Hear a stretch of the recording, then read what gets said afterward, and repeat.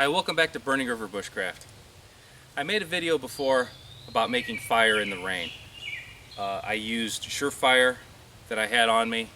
I had also some fat wood that I used, and it was actively raining while I did it. Now, I attempted to do a 1-minute fire. I had no preps. It wasn't the greatest idea. I did get the fire within 5 minutes, which is still a realistic time, considering I had to gather up all my resources at once. So today I'd like to come out and make a fire with natural tinder. Now, last night it rained all night. We've got flood advisories through the county today, so everything that's on the ground is wet. I'm standing in mud right now, so I'm gonna try to utilize anything that's up off the ground. Now, there is not tulip poplar around this area, but I've got hanging bark.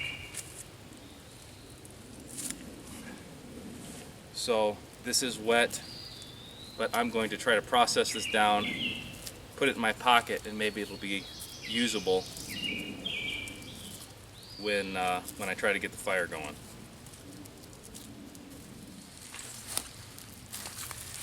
You see what I've got here.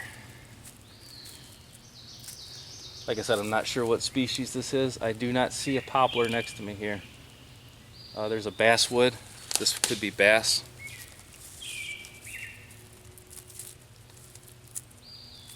But it doesn't matter. You know, I'm looking for the properties right now. So I'm looking for any type of inner bark that's got, you know, long strands to it like this.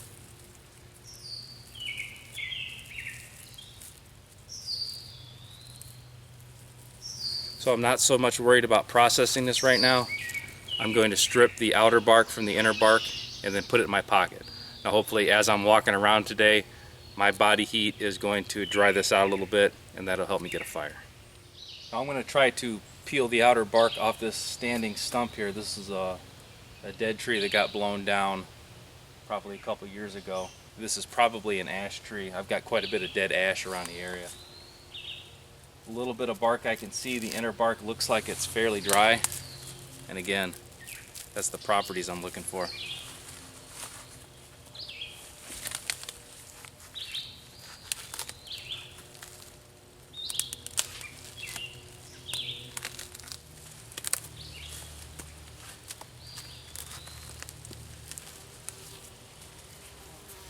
Now, if you were concerned with prying bark off with your knife, you know, you could, you know, take a green stick, sharpen it to a chisel point, and use that to drive the bark off, or you could just get a better knife.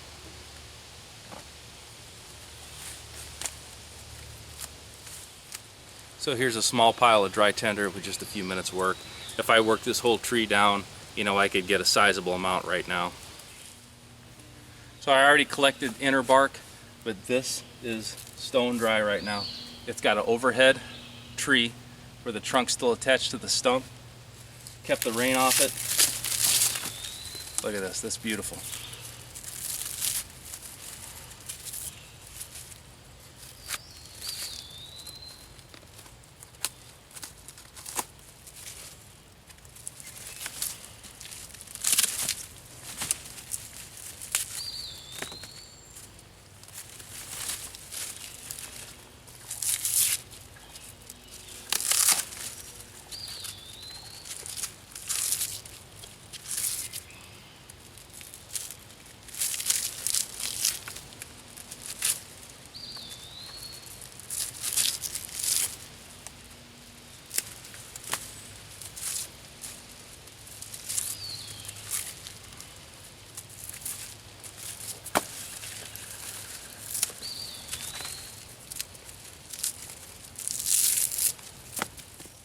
So if you need a fire and it's been raining out like this, this is absolute gold mine. I saw inner bark, it wasn't ideal. I harvested it when I passed it, put it in my pocket to dry it out. With this kind of stuff, that makes it obsolete. But I'm not going to pass a resource assuming I'm going to find a better one later. So this is just proof of the heavy storms that we've been having lately. Here's another maple tree, green, blown down. However, it took a whole bunch of smaller branches with it.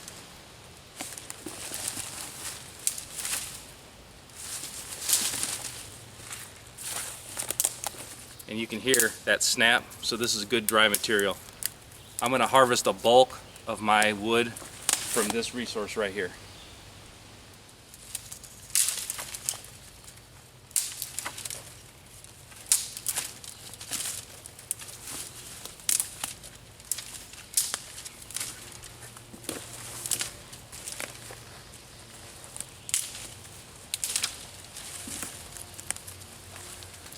So I've got good dry snaps on all this stuff, and it is suspended off the ground.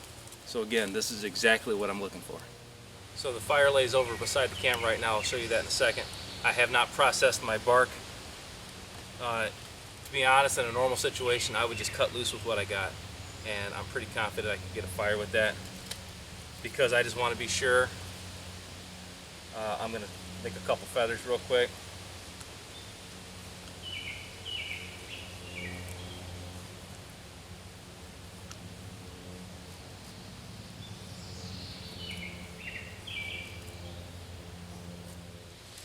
So here's the smalls I collected. Again, this was just wandering around the woods, catching branches that had broken down that was not on the ground. I've got, this is, damp earth right here. This is standing water all around me. I took a couple pieces of the outer bark that I peeled off that stump, laid them down as a base. That way I'm not trying to build a fire directly in the wet mud.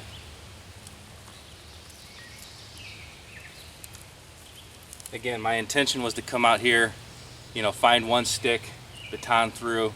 I got lucky. I found, relatively dry bark. I found relatively dry smalls. So, the woods are dictating the type of fire I make today.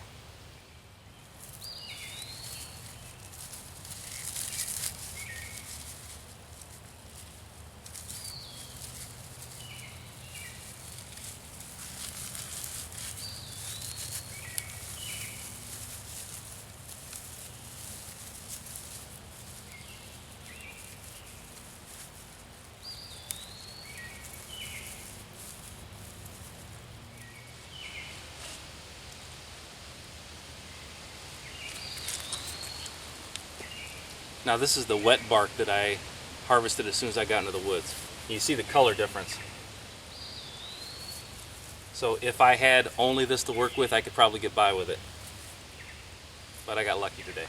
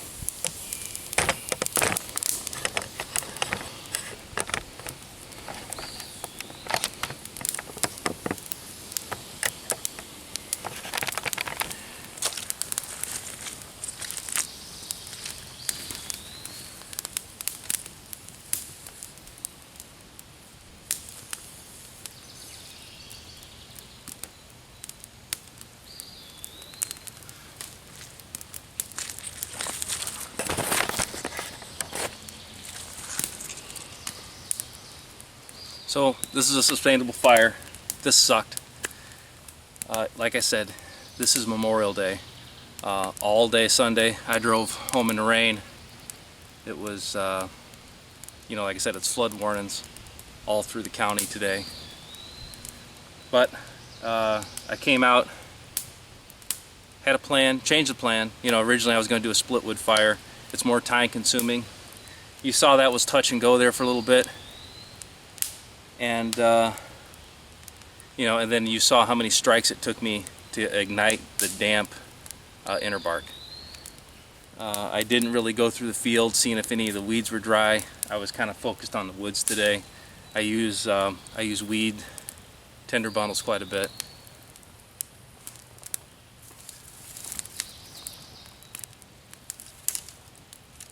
But I carried a knife, I carried a saw, I carried a ferro rod.